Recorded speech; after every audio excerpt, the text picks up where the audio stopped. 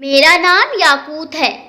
याकूत लाल खूबसूरती कीमती पत्थर को कहते हैं, मगर मैं ना कीमती हूँ और ना खूबसूरत, कुछ भी नहीं। कभी कभी मुझे हैरत होती है कि वह नाम क्यों रख दिए जाते हैं जो बिल्कुल भी हमारी शख्सियत से मैच नहीं करते। जैसे मेरा नाम याकूत रख दिया गया। मैं तो एक आम सी लड़की हूँ, मुझ में कोई ख़ास बात नहीं है। मेरी ज़िंदगी हमेशा ही अपने नाम को डिफेंड करने में गुजर गई है और मैं सोच भी नहीं सकती थी कि रखने वालों ने मेरा यह नाम क्यों रख दिया था। बाद में मुझे पता चला था कि मेरा यह नाम मेरी प्यारी दादी माँ ने रखा था। पता नहीं क्यों उन्होंने मुझ पे यह जुल्म किया, मुझ पर पछतावे का बोझ क्यों डाल दिया। ईरम भाभी बातों बातों में मुझे जता देती हैं कि तुम्हारा नाम हरगिज़ याकूत नहीं होना चाहिए था। यह बहुत बड़ा सा घर जहाँ मेरी 2 भाभियाँ, उनके 4 बच्चे, 2 भाई, अब्बा और मैं रहते हैं। कभी कभी मुझे लगता है कि काश मेरा नाम याकूत नौकरानी होता, जो बर्तन धोती, घर की सफाई करती, पोछा लगाती, बावर्ची खाने में खाना पकाती, क्योंकि यह सारे नौकरों वाले काम मेरा मुकद्दर हैं। जिंदगी का कोई और मकसद नहीं है। कभी सोचती हूँ तो दिल भर आता है कि मैंने क्या ख्वाब देखे थे, क्या क्या सोचा था। मेरा ख्वाब था कि खूब पढ़ूंगी, यूनिवर्सिटी से फाइन आर्ट्स की डिग्री लूँगी, खुशियाँ मनाऊंगी, रंगों और खुशबुओं पर मेरा हक होगा। मुझे रंग और खुशबू बहुत पसंद है। तस्वीरों और संगीत के बारे में सोचना अच्छा लगता था। सोच सोच कर खुश हो जाती। मेरी सोच ने मेरी ज़िंदगी को खूबसूरत बना रखा था।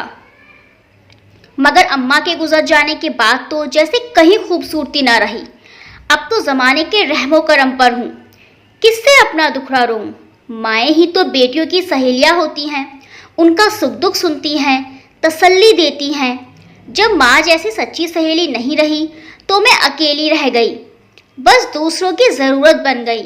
काम के वक्त ही सबको मेरी याद आती है। ईरम भाभी और तलत भाभी तो अपना हक समझकर घर का हर काम मुझसे कराती हैं। मौसम कैसा भी हो, सर्दी हो या गर्मी, मुझे जुटे रहना है। क्या करूं? अब्बा मुझे देख देख कर कुटते रहते हैं।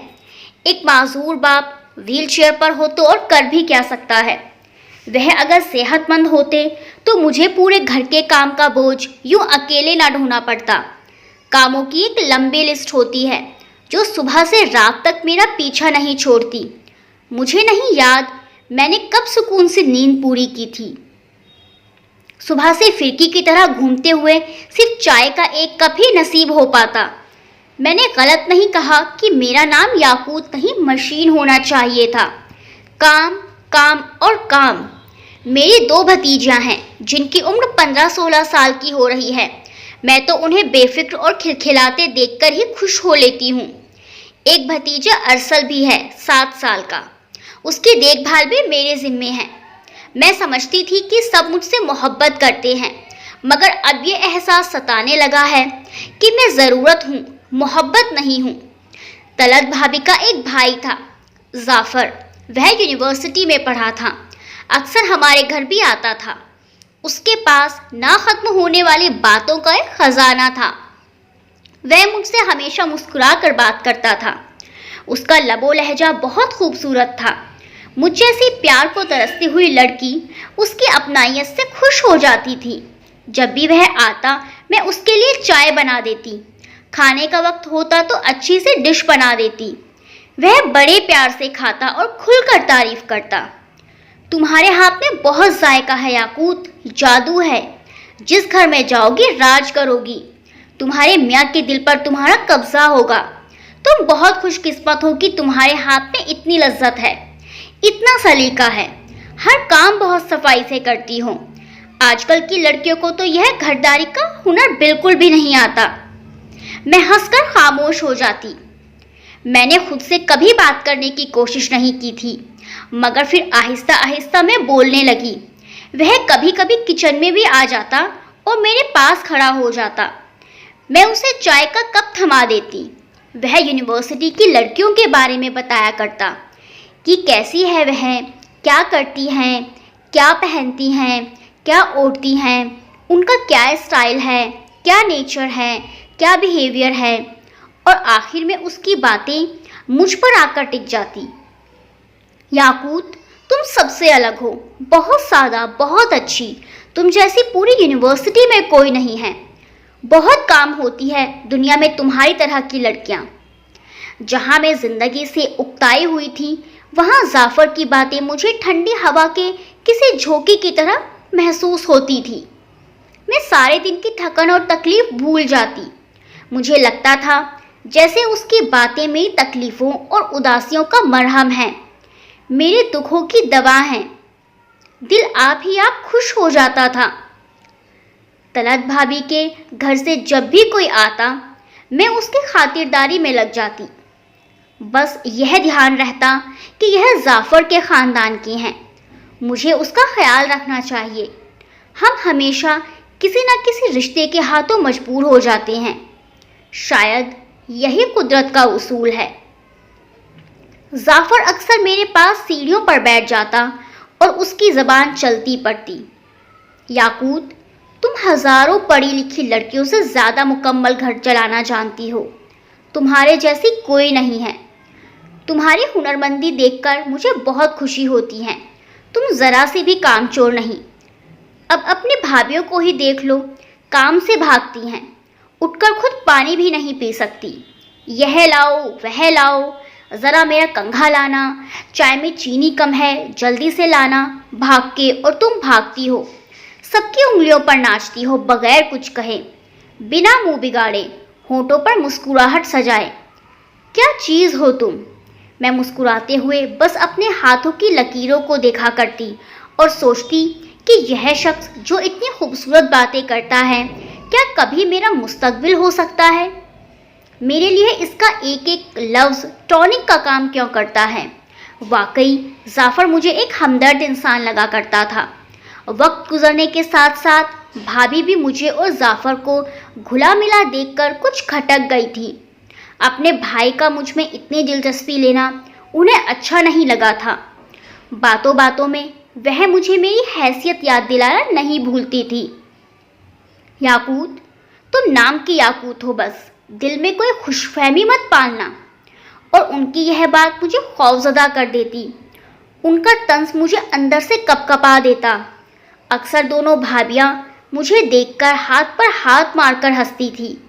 आजकल की लड़कियों को पता नहीं क्या हो गया है कि कोई दो मीठे लफ्ज़ बोल दे तो अपने आप को हीरोइन समझने लगती हैं, अपनी सूरत शक्ल तक नहीं देखती। उन दोनों की बातों ने मेरा दिल दुखाया था, मगर जाफर का वही अंदाज था, वही मेरी तारीफ, वही हौसला बढ़ाने वाली प्यारे प्यारे जुमले। मैं आहिस्ता आहिस्ता उसकी बातों को दिल में सजाने लगी थी। वह सचमुच लफ्ज़ों का जादूगर था। मेरे लिए वह फरिश्ता साबित हो रहा था। मैं बार बार अपने आप को शीशे में देखा करती थी। अब मुझे अपना नाम बुरा नहीं लगता था। मैं बहुत खुश थी। वह एक खूबसूरत दिन था। जाफर आया हुआ था। जिस दिन वह आता था, वह दिन मेरे लिए बहुत कीमती होता था। मैंने उसके लिए चाय बनाई और तलत भाभी के कमरे की तरफ खुशी खुशी चल दी। दरवाजे तक पहुंचते ही मुझे ठिठक कर रुक जाना पड़ा। भाभी जाफर को डांट रही थी। आवाज़ ऊंची थी। तुम्हारा कोई स्टैंडर्ड भी है या नहीं? तुम उस लड़की के पास क्यों इतना फ्री हो रहे हो? उसके ख्वाब देखना छोड़ दो।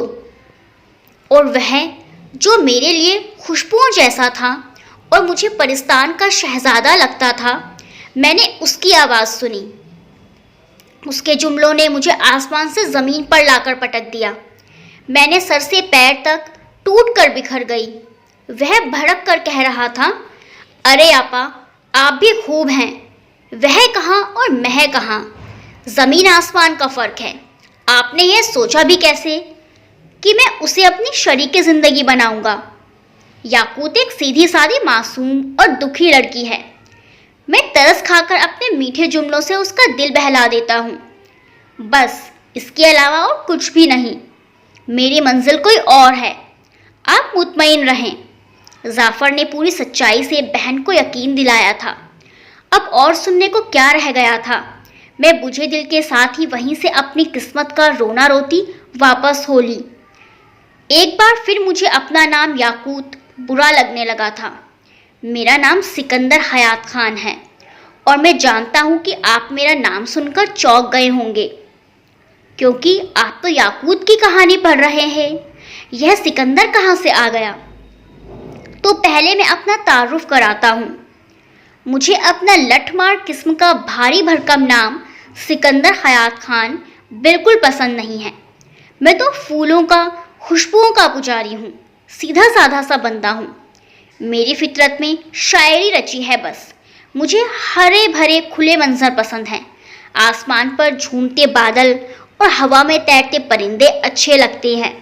मेरी 2 बहनें जो बहुत नटखट और शरारती हैं, उन्हें मेरी शादी की फिक्र है और अम्मा तो बचपन से ही मुझे दुल्हा बनने का अरमान दिल में सजाए हुए हैं।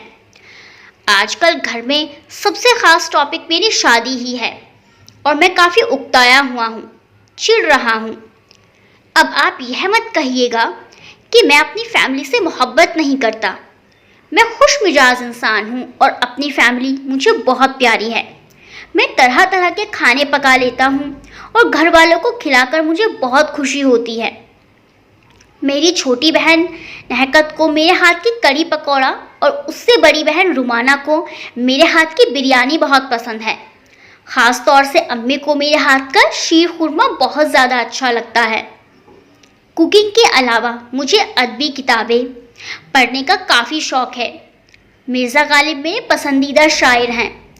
अक्सर रात को माहौल की घुटन कम करने हम शायर और शायरी की महफिल सजा लेते। ख़ास तौर से मुझसे गज़लें सुनने की फरमाइश होती है। वक्त अच्छा गुजर जाता है। अब आप सोच रहे होंगे कि अपना तारुफ तो खूब करा दिया, इसमें याकूत कहाँ है? तो मैं बताता हूँ कि वह मुझे कहाँ और कैसे मिली थी। वह मौसम बहार का एक खूबसूरत दिन था जब मैं अहमद फराज की शायरी की किताब में खोया हुआ था कि एक आवाज़ ने मुझे चौंका दिया। क्या हम इस बच्चे की जान बचा सकते हैं? मैंने सर उठाकर उस लड़की को हैरत से देखा जो हथेली पर चिड़िया का बच्चे लिए खड़ी थी। उसके लहजे में उसी की तरह उदासी थी। जी बिल्कुल। यह आपको कहाँ से मिला? मैंने उससे सर हिलाकर पूछा। मैं वहाँ वॉक कर रही थी तो यह पेड़ से गिर गया था, उसने बताया। मुझे वह कुछ जानी पहचानी लगी थी। चलिए मुझे वह पेड़ दिखाइए। मैंने उसे तसल्ली दी और उसके साथ उस पेड़ तक आया जहाँ एक चिड़िया दीवारों की तरह चक्कर काट रही थी। उसका बच्चा उसी पेड़ के घोंसले से गिरा होगा। मैं इस बच्चे को इसके घोंसले में रख देता हूँ। आप पेड़ों पर चढ़ना जानते हैं? उस उदास तस्वीर ने अंदाज में देखा। आप बेफिक्र रहें, बचपन से ही मेरी दोस्ती पेड़ों से रही है। हिफाजत से इस बच्चे को इसके घर में पहुंचा दूंगा, मैंने कहा और जोगर उतारकर पेड़ पर चढ़ने लगा। मैंने उसकी उदास आंखों में मुस्कुराहट चमकती देखी थी। वह आराम से नीचे खड़ी थी। बच्चा उसके हाथ में था। लाओ इसे मुझे दो। मैंने ऊपर से हाथ नीचे बढ़ाया तो उसने उचक्कर चिड़िया का बच्चा मुझे थमा दिया। जब उसे घोंसले में रखकर मैं नीचे उतरा तो उसने खुशी खुशी मेरा शुक्रिया अदा किया। कोई बात नहीं, यह मेरा फ़र्ज़ था। आप जैसे लोग कम हैं इस दुनिया में। उसकी आवाज़ में मेरे लिए तारीफ़ थी। कम नहीं, बहुत है मेरे जैसे, मैंने उसे मुस्कुराते हुए जवाब दिया। आप कहते हैं तो ठीक ही कहते होंगे। उसने मुस्कुराने की कोशिश की और बोली, अच्छा अब मैं चलती हूँ। सुने, वह जाने लगी तो उसे पीछे से आवाज़ दी। जी क्या बात है? वह मुड़कर रुकी। आपका नाम क्या है? मेरा नाम याकूत है, जवाब देकर वह चली गई। मैं उसे दूर होते देखता रहा। मैं पिछले कई सालों से उस बाग में आ रहा था। बहुत से लोगों से आंखों ही आंखों में जान पहचान हो चुकी थी, मगर वह मेरे लिए नई थी। शायद कुछ दिन पहले ही उसने यहाँ आना शुरू किया था। वह हर तरफ से बेखबर अपने ख्यालों में गुम वॉक करती और चली जाती। कभी कभी मुझे लगता था कि उसे उस दुनिया से कोई मतलब नहीं है। उस वाक़ये के बाद कई दिन गुजर गए। मेरा दिल चाहता था कि उसे रोक कर बात करूं, लेकिन हिम्मत नहीं होती थी। एक दिन रहा नहीं गया तो आखिर उसके सामने आ गया। हेलो, क्या आपने मुझे पहचाना? जी पहचान लिया। आप वही हैं ना? जी मैं वही हूँ। मैं मुस्कुराया। कैसे हैं आप? मैं बिल्कुल ठीक हूँ। मैं भी ठीक हूँ। आप कैसी हैं? और ज़िंदगी कैसी गुजर रही है? घर के कामों में बिजी रहती हूँ। पढ़ना लिखना नहीं होता क्या? बीए कर लिया है। घर के कौन से काम करती हैं? खाना बनाना, सफाई सुथराई वगैरह। घर में कौन कौन है आपके? भाई भाभी, बच्चे और अब्बा हैं। खाना बनाने का तो मुझे भी बहुत शौक है। मैं मुस्कुराया तो उसकी आंखों में हैरत उभरी। आप और खाना बनाना, इसमें हैरानी की क्या बात है? क्या लड़के खाना नहीं बना सकते? मुझे लगा था कि शायद आपकी बहनें और अम्मी बनाती होंगी, क्योंकि यह काम औरतों का है। अब दुनिया बहुत आगे जा चुकी है। इंसान को अपनी ज़रूरतें खुद पूरी करना आना चाहिए। अच्छा लगा मुझे यह सुनकर। अब वह मुस्कुरा रही थी, मेरे साथ चलते हुए बातें कर रही थी। मौसम खुशगवार हो गया था। तो आपके घर में अम्मी लोग खाना नहीं बनाते? नहीं, वह भी बनाते हैं, लेकिन उन्हें मेरे हाथ का खाना ज़्यादा पसंद है। तो क्या आप बहुत अच्छा खाना बनाते हैं? लोग तो यही कहते हैं। क्या क्या बना लेते हैं? मैक्रोनी, बिरयानी, कोरमा, कबाब और दाल, सब्ज़ी भी। मुझे यह सुनकर बहुत खुशी और हैरत हो रही है।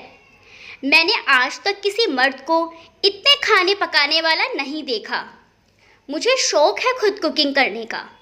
दूसरों के हाथ का खाना पसंद नहीं आता। मैं कुकिंग कोर्स भी कर चुकी हूँ। आपको सुनकर खुशी हो रही है, ख़ास तौर से यह बात कि इंसान को ज़रूरत के हिसाब से बहुत कुछ आना चाहिए, वरना वह अकेला पड़ जाता है। उसे सहारों की ज़रूरत पड़ती है। फिर वे यूं चुप हो गई जैसे खुद बेसहारा हो। उसके चेहरे पर फिर वही उदासी छा गई थी जो हर वक्त लिए फिरती थी। मैं चाहकर भी उसकी उदासी की वजह नहीं पूछ सका था।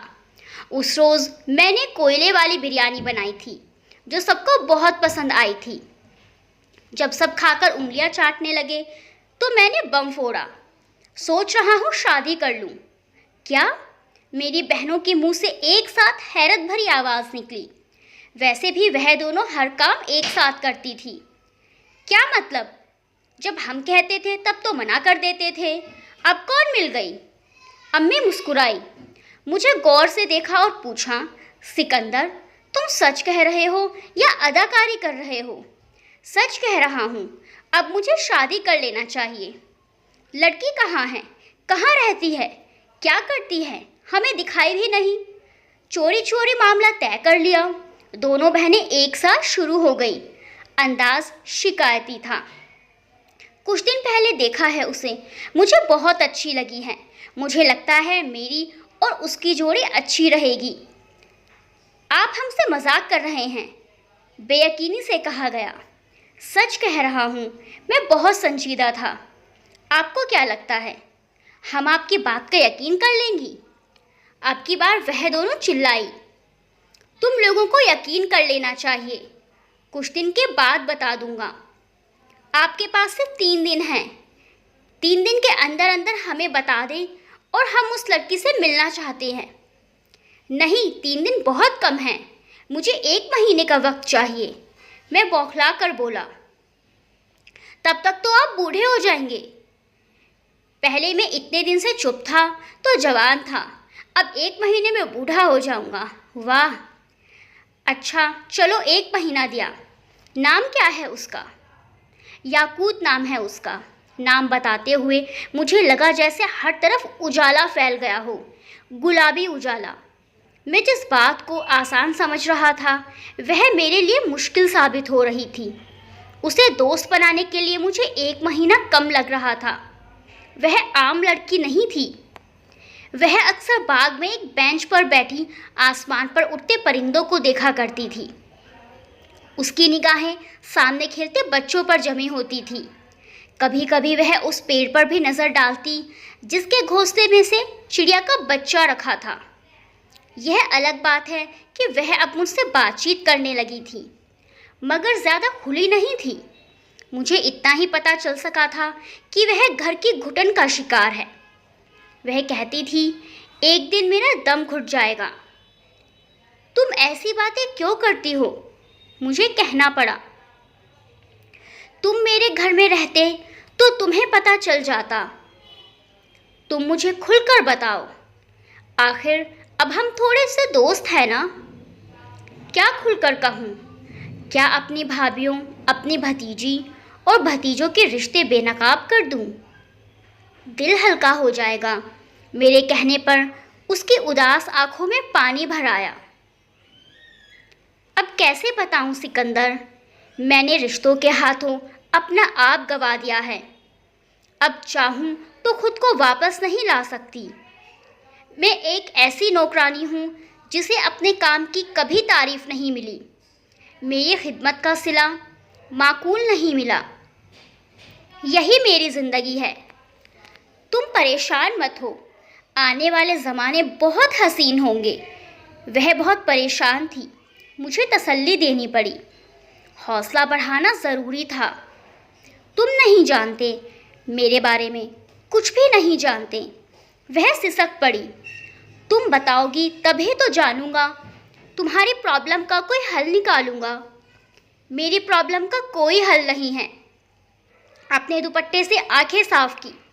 वह मेरे सामने रोने से बच रही थी। पेड़ पर चिड़िया चहचहा रही थी, मगर माहौल गमगीन हो गया था। मैं तुम्हारा दोस्त हूँ और दोस्त ही बुरे वक्त में काम आते हैं। मुझे अपने दुख बताकर तो देखो। वह मेरी तरफ देखकर रह गई। कुछ देर सोचा और फिर बताने लगी। मैं बहुत खुश थी जब तक अम्मी थी। सब कुछ ठीक ठाक था, मगर उनकी डेथ के बाद रंग ही बदल गया। मैं मुफ्त की नौकरानी बनकर रह गई। रिश्ते बदल गए, लेकिन मैं नफरत ना कर सकी। मुझे अपने रिश्तों से बहुत मोहब्बत है, बस अंदर अंदर घुटती रहती हूँ। सजना संवरना किसे कहते हैं नहीं जानती। अपाहिज अब्बा व्हीलचेयर पर खांसते रहते हैं। उनके बेटे अपने आप में मस्त रहते हैं, उन्हें बोझ समझते हैं। उनके पास बूढ़े बाप के लिए एक लम्हा भी नहीं। वह अपने फूट पड़ने वाले आंसू रोकने की कोशिश करने लगी, मगर बरस पड़ना भी चाहती थी। मुझसे उसकी यह हालत नहीं देखी जाती थी। वक्त गुजर रहा था। लगता है यूं ही बूढ़ी हो जाऊंगी। पता नहीं किसने मेरा नाम नाकूत रख दिया। मेरा तो कोई कीमत ही नहीं, कोई हैसियत ही नहीं। वह जब्त करते करते फूट फूट कर रो पड़ी। मैंने चुपचाप उसे सुना और रोने दिया, ताकि उसके अंदर की घुटन कुछ तो कम हो जाए। उस शाम सिर्फ मैंने उसे सुना था। वह बहुत बहादुर लड़की थी। उसने अपना गम शायद मुझसे पहले किसी से नहीं कहा था। मुझे अपना समझा होगा जो यूं खुलती चली गई थी। वह मुझे कुछ और अच्छी लगी थी। उसने मुझे अपना दोस्त बना लिया था। वह मेरे लिए याकूत से भी ज़्यादा कीमती हो गई थी। अब मुझे उसे हासिल करने के लिए कुछ करना था, उसे अपना बनाना था, उसे ज़िंदगी की तमाम खुशियाँ देनी थी। मैं इन्हीं सोचों में गुम था कि अम्मी की आवाज़ ने मुझे चौंका दिया। सिकंदर बेटा, क्या सोच रहे हो? कुछ नहीं अम्मी, बस किसी को दुखों के जाल से निकालने के बारे में सोच रहा था। बेटा, अगर तुम्हें वह वाकई पसंद है, मोहब्बत करते हो, तो उसे अपने घर ले आओ। हम रिश्ता लेकर जा सकते हैं उसके घर। अम्मी के एक एक लफ्ज़ में प्यार भरा था। वह मुझे उदास नहीं, दिल से खुश देखना चाहती थी। मैंने फ़ौरन हाँ कर दी और याकूत को बताए बगैर अम्मी को उसके घर भेज दिया। जब तक वह वापस नहीं आ गई, मैं बेकरारी से अपने घर में चक्कर काटता रहा। बार बार ख्याल आता कि पता नहीं उसका क्या जवाब होगा, उसके घर में कैसा रिएक्ट किया गया होगा। याकूत बहुत अच्छी हैं, उसकी स्याह चमकीली आंखें मुझे बहुत पसंद आई। उसके बाल भी बहुत प्यारे हैं। वह बोलती हुई बहुत प्यारी लगती हैं, मगर मुझे लगता है उसकी भाभियाँ यह रिश्ता नहीं होने देना चाहती। उसके अब्बा बहुत खुश थे हमारे हयात के रिश्ते पर। आगे देखें क्या होता है। अम्मी ने सब कुछ साफ साफ मुझे बता दिया। दोनों बहनें मेरे करीब बैठी मुस्कुरा रही थीं। याकूत उन्हें भी पसंद आई थी। भाभी बहुत ज़्यादा और दिलकश हैं। बड़ा वक़ार है उनकी शख्सियत में। हम 5 मिलकर बहुत अच्छे रहेंगे। अच्छा, मैं उन दोनों को एक साथ बोलते देखकर खुश हुआ। भाई, आपको पता है उन्होंने अपने हाथ के पकौड़े और दही भल्ले भी हमें खिलाए। बहुत जायकेदार थे। सच्ची मज़ा आ गया। बस एक बात समझ में नहीं आई, वह इतनी खामोश क्यों हैं? उनकी खूबसूरत आँखों में इतनी उदासी क्यों है? मेरा जी चाहा उनकी आंखें चूम लूं, बुझी आंखों में खुशी की रोशनी सजा दूं। अम्मी के लहजे में याकूत के लिए मोहब्बत भरी थी। मुझे बहुत अच्छा लगा। जी चाहा अभी उठकर जाऊं और उसे खुशखबरी सुना दूं कि याकूत मेरे घर वालों को तुम बहुत पसंद आई हो। दूसरे दिन सुबह को जब वह बाग में वॉक करने आई तो मैं पहले से मौजूद था। बेताबी से उसका इंतज़ार कर रहा था। याकूत, क्या तुम्हें वह लड़का पसंद आया? जब उसने मेरे कुछ कहने से पहले अपना रिश्ता आने के बारे में बताया तो मैंने जल्दी से पूछ लिया। नहीं, उसने सादगी से इनकार में सर हिलाया। क्या मतलब? मैं घबरा गया। लड़का नहीं आया। देखा नहीं तो क्या बताऊं? बस उसका नाम बताया गया था। वह सादगी से बोली। क्या नाम है? मैं मज़ा लेने को भोला बन गया। हयात, वह सर झुकाकर धीरे से बोली। मतलब ज़िंदगी? मैंने हयात के मायने बताए।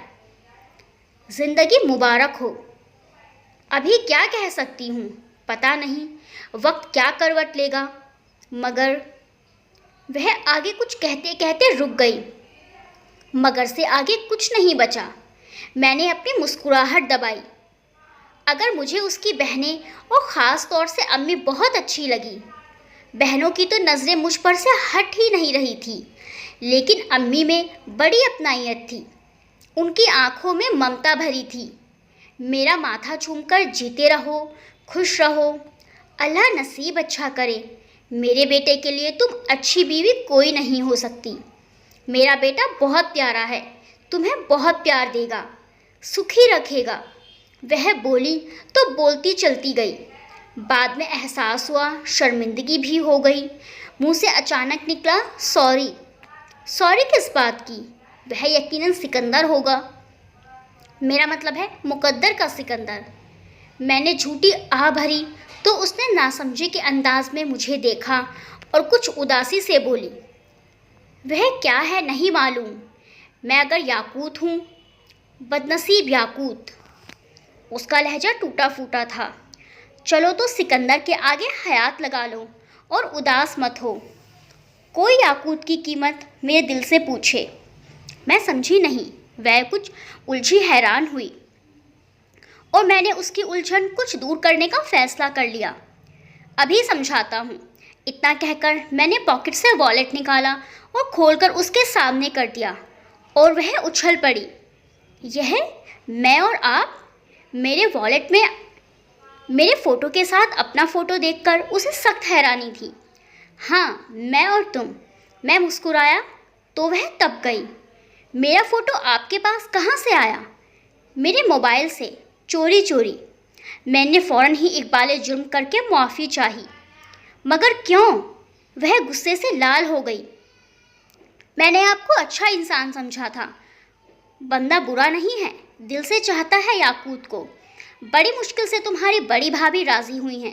पहले तो वह अपनी बेटी मुझसे चिपकाना चाहती थी। वह तो याकूत के अब्बा अड़ गए और सिकंदर हयात खान का नसीब याकूत से जोड़ने का वादा कर लिया। मुबारक हो। ओह, तो वह तुम हो और तुम्हारा पूरा नाम सिकंदर हयात खान है? जी हुजूर, शक की ज़रा भी गुंजाइश नहीं है। मैंने अकड़ कर बताया तो वह रो पड़ी। आपने पहले मुझे क्यों नहीं बताया? डरता था। मैंने सहम कर कहा तो उसने मुझे ज़ोर का धक्का दिया और आंसुओं के साथ हंस दी।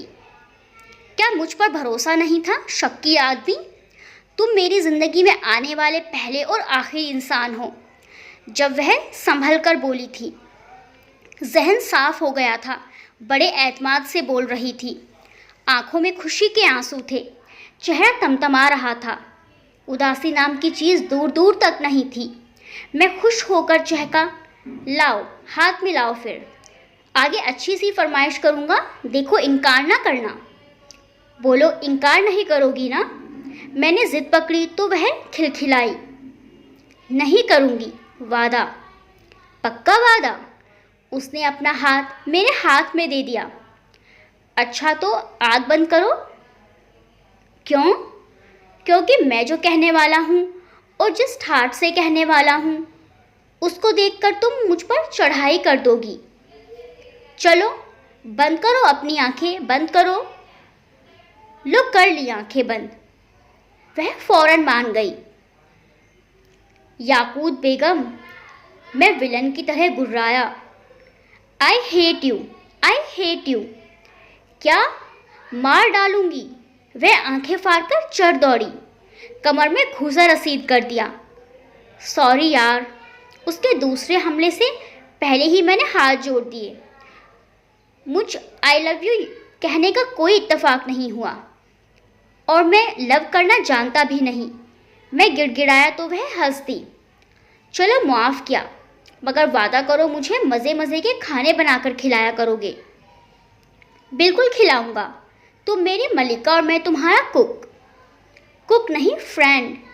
वह मेरे बाल बिगाड़ कर हंसी तो मैं भी हंस दिया और हम दोनों की हंसी ने मिलकर मौसम को और सुहाना कर दिया।